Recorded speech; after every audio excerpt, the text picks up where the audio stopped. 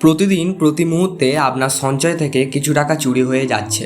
না, কোনো চোর নয়, কোনো হ্যাকারও নয়, আপনার অজান্তেই আপনার ব্যাংক অ্যাকাউন্ট থেকে টাকা গলে যাচ্ছে। ভয় পাচ্ছেন? এটাই সত্যি। আপনার অ্যাকাউন্টে টাকা ফেলে রাখা মানে প্রতি বছর 4 থেকে 5% নিশ্চিত ক্ষতি। কারণ মুদ্রাস্ফীত গত বছর যে জিনিসটা 100 টাকায় কিনেছিলেন, এই বছর সেটা কিনতে আপনার লাগবে 107 টাকা বা তারও বেশি। আর আপনার সেভিংস ব্যাংকের অ্যাকাউন্টে আপনাকে দিচ্ছে মাত্র 2.5 থেকে 3% মতন সুদ। এর মানে আপনার টাকা সুরক্ষিত থেকেও মূল্য হারাচ্ছে। কিন্তু চিন্তা নেই, আজ আমি আপনাদের দেখাবো সেই 5টি গোপন জায়গা যেখানে আপনার কষ্টের টাকা রাখলে শুধু সুরক্ষিতই থাকবে না, বরং মুদ্রাস্ফীতকে হারিয়ে আপনার টাকা দ্রুতগতিতে বাড়বে। একটি বিশেষ জায়গা আছে যেখানে টাকা রাখলে সরকারের পক্ষ থেকে ডবল গ্যারান্টি দেওয়া হয়, আর তার থেকে বেশি সুদও পাওয়া যায়। এই ভিডিওটি শেষে আপনাদের জন্য একটি গোল্ডেন রুল দেব, যা আপনার টাকার ভুল সিদ্ধান্তের হাত থেকে, ধাক্কার হাত থেকে বাতিল করে দেবে। অর্থাৎ আপনি ভুল সিদ্ধান্তে পড়বেন না। এই ভিডিওটির একটি সেকেন্ডও মিস করবেন না। চলুন শুরু করা যাক সেই যাত্রা, যা আপনার আর্থিক ভবিষ্যৎকে বদলে দেবে, আরও শক্তিশালী করবে আপনার আর্থিক ভবিষ্যৎ। আজকের যুগে অনেকেই মনে করেন ব্যাংক সেভিংস অ্যাকাউন্ট মানেই সেরা নিরাপত্তা, আর কিছুটা ইন্টারেস্ট তো পাওয়াই যায় তার সাথে, মানে লক্ষ্মী লাভের মতন। কিন্তু আপনার ভাবনা চিন্তাটা পুরোটাই ভুল। মাধ্যমে আপনার আর্থিক স্থিতি অনেকভাবে উন্নতি হতে পারে, ট্রেডিং শেয়ারিংয়ের মতন। আসুন অঙ্ক কষে আপনাদের বলে দিই, যদি আপনি 1 লাখ টাকা সেভিংস অ্যাকাউন্টে রাখেন এবং আপনি 3% সুদ পান, তবে বছরের পর বছর আপনি 1 বছরে পাবেন 1,03,000 টাকা। কিন্তু ভারতের গড় মুদ্রাস্ফীতি যদি 6% হয়, তবে আপনি 1 লাখ টাকা এবছর লাগলে পরের বছরে সেই জিনিসটা কিনতে হবে 1,06,000 টাকা দিয়ে। এর মানে কি দাঁড়ালো?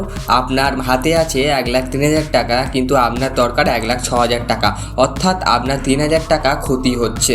এটাই হলো আর্থিক ক্ষয়। গুরুত্বপূর্ণ নোটিশ, এটা সবসময় মাথায় রাখবেন, সেভিংস অ্যাকাউন্ট শুধু জরুরি অবস্থার টাকা রাখার জন্য ভালো, যা আপনার যখন তখন তুলতে পারবেন, এবং বেশি টাকা এখানে রাখা আর্থিক আত্মহত্যা ছাড়া আর কিছুই নয়। আচ্ছা, একটা কথা বলুন তো, আপনারা কি সেই বন্ধুর মতন যেখানে সারা বছর খাটের তলার নিচে টাকা রেখে দেন বা বিছনার তলায় টাকা রাখেন? এটা যদি রেখে থাকেন, অবশ্যই এটা প্রচণ্ড পরিমাণে ক্ষতিকারক। যদি আপনার টাকা খাটের নিচে না থাকে, তবে অবশ্যই এর থেকে ভালো জায়গায় থাকতে পারে। চলুন এবারে সেই জায়গাগুলো খুঁজে বের করি যেখানে আপনার টাকা খাটের নিচে থাকার থেকে অনেক বেশি সুরক্ষিত, এবং মুদ্রাস্ফীতি অনুযায়ী অনেক টাকাও অঙ্কেও বাড়বে। নিরাপত্তার কথা বললে সবার আগে আসে আরবিআই ব্যাংক বা ফিক্সড ডিপোজিট। সুদের হার এখানে সবথেকে বেশি। ফিক্সড ডিপোজিট হচ্ছে এফডি। এটি আপনার টাকা রাখার সবথেকে জনপ্রিয় জায়গাগুলির মধ্যে একটি। কিন্তু যখন এফডি করবেন, তখন আপনি কি জেনেছেন আগামী 1 থেকে 5 বছরের মধ্যে আপনার ওই টাকার দরকার হবে কিনা? যদি না দরকার হয়, অবশ্যই ফিক্সড ডিপোজিট করতে পারেন। এতে সুবিধা আছে বেশ কতগুলি, তার মধ্যে থেকে নিরাপত্তা। আরবিআই নিয়ম অনুযায়ী প্রতি কাউকে 5 লক্ষ টাকা পর্যন্ত বিমা করে দেওয়া হয়।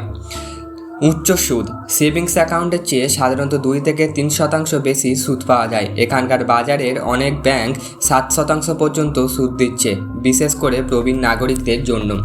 নিশ্চিত রিটার্নিং। 1 বছর একবারে সুদের হার ফিক্স হয়ে গেলে বাজার ওঠানামাতে কোনো প্রভাব ফেলে না আপনার ফিক্সড ডিপোজিটের ওপরে।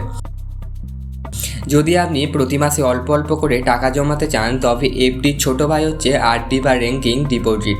যা নিয়মিত সঞ্চয় করার অভ্যাসকে তৈরি করতে যায়, তাদের আরডি দারুণ। আপনি প্রতি মাসে 500 থেকে 1000 টাকা জমাতে পারেন, আর আরডির মতনই এফডির মতনই আপনি সুদ পাবেন। আপনার কষ্টের টাকা রাখার প্রথম ধাপ হিসাবেই একটি অবিশ্বাস্য কার্যকলাপ।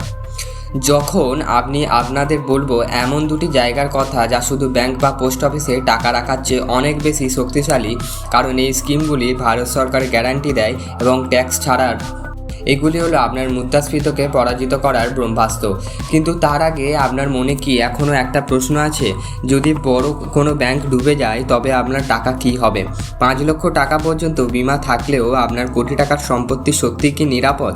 এই প্রশ্নের উত্তরটা দিতে পারলে পরের সেকশানে, কারণ এই প্রশ্নের উত্তর আপনাকে দেখাবে কেন সরকারি স্কিমগুলি সেরা। কিন্তু তার আগে জানুন, এই সরকারি স্কিম যা আপনার সন্তানের ভবিষ্যৎ সুরক্ষিত করবে, আপনি পাবেন বর্তমানে সেরা সুদের নিশ্চয়তা। পিপিএফ, যদি আপনি আগামী 15 বছরে আপনার টাকার দিকে তাকাতে না চান তবে এটি আপনার সবথেকে সুরক্ষিত এবং ট্যাক্সের সাশ্রয়ী বিকল্প। এতে নিরাপত্তা সবথেকে বেশি, সরকার সম্পূর্ণ গ্যারান্টেড থাকে, আর সুদের হার প্রতি কোয়ার্টারে সরকার একটি স্থির করে যা সাধারণত ব্যাংকের এফডির চেয়েও বেশি থাকে। বর্তমানে 7.1% সুদ পাওয়া যায় এখান থেকে। ডবল বেনিফিট, ইনকাম ট্যাক্সের ধারা 80C অনুযায়ী এখানে বিনিয়োগ করলে ট্যাক্স ছাড়া পাওয়া যায়, আর ইন্টারেস্টের ওপরেও কোনো ট্যাক্স লাগে না। আর্থিক জরুরি অবস্থা, মনে রাখবেন এখানে 15 বছরের লক ইন পিরিয়ড থাকে, তবে 7 বছর পর আংশিক টাকা তোলারও সুযোগ থাকে। তাই আপনার দীর্ঘমেয়াদী লক্ষ্য থেকে সন্তানের উচ্চশিক্ষা বা অবসরের জন্য এটিই সেরা। অবশ্যই এটি করাতে পারেন। যারা পিপিএফের মতন 15 বছর অপেক্ষা করতে পারবেন না তাদের জন্য 5 বছরের এনএসসি সেরা। এটি পোস্ট অফিসের মাধ্যমে করা যায় এবং এটি গ্যারান্টেড যুক্ত। সুবিধা পিপিএফের মতনই ট্যাক্স সেভিং স্কিম 80C অনুযায়ী, সুদের হার ভালো এবং স্থির, বর্তমানে 7.7%। সুরক্ষা, আপনার টাকা পোস্ট অফিসে জমা হয় যা ভারত সরকারের নিয়ন্ত্রণ। এতক্ষণে আপনারা জানলেন কোথায় কোথায় টাকা রাখলে আপনার সঞ্চয় নিরাপদে থাকবে এবং তার মূল্যও বাড়বে। কিন্তু এখন আপনাদের সেই গোল্ডেন রুলটি দেব যা আপনার সর্ব সিদ্ধান্তকে সবসময় সঠিক করবে। গোল্ডেন রুল হচ্ছে 5-3-2 ফর্মুলা। আপনার মোট সঞ্চয়কে 3টি ভাগে ভাগ করুন। 5 অংশ মানে 50% দীর্ঘমেয়াদী লক্ষ্য বা উচ্চ রিটার্নের জন্য, যেমন পিপিএফ, উচ্চ মিউচুয়াল ফান্ড ইত্যাদিতে রাখতে পারেন। 3 নম্বর অংশ বা 30% হচ্ছে দীর্ঘমেয়াদী প্রয়োজন, ভালো রিটার্নের জন্য, যেমন এফডি, এনএসসি। দ্বিতীয় অংশ অর্থাৎ 20% হচ্ছে জরুরি অবস্থা বা সহজে তোলার জন্য, যেমন সেভিংস অ্যাকাউন্ট, লিকুইড ফান্ড। এই 5:3:2 ফর্মুলা আপনাকে নিরাপত্তা ও বৃদ্ধি এই দুটোর মধ্যেই সঠিক ভারসাম্য এনে দেবে। মনে রাখবেন, টাকা শুধু রাখলেই হবে না, সঠিক জায়গায় রাখতে হবে। আর আপনার আর্থিক লক্ষ্য কী সেটা সবার আগে ঠিক করতে হবে। কম বয়সে ঝুঁকি নেওয়ার ক্ষমতা বেশি, তাই উত্তেজনা নিয়ে একটু বেশি রিটার্নের দিকে যেতে পারেন।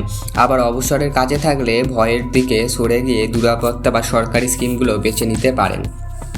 যদি এই ভিডিওগুলি আপনার আর্থিক জ্ঞান ও ধাপ বাড়িয়ে দিয়ে থাকে তাহলে আর দেরি কেন?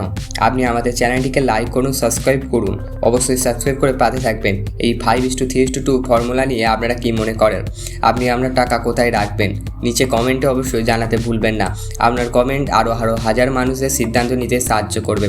আগামী পর্বে আমরা আলোচনা করব মিউচুয়াল ফান্ডের বিনিয়োগের আগে কোন 7টি ভুল একদমই করা উচিত না। তৎক্ষণে সুস্থ থাকুন, ভালো থাকুন, আর্থিক দিক থেকে সফল থাকুন। কারণ আপনারা যদি ভুল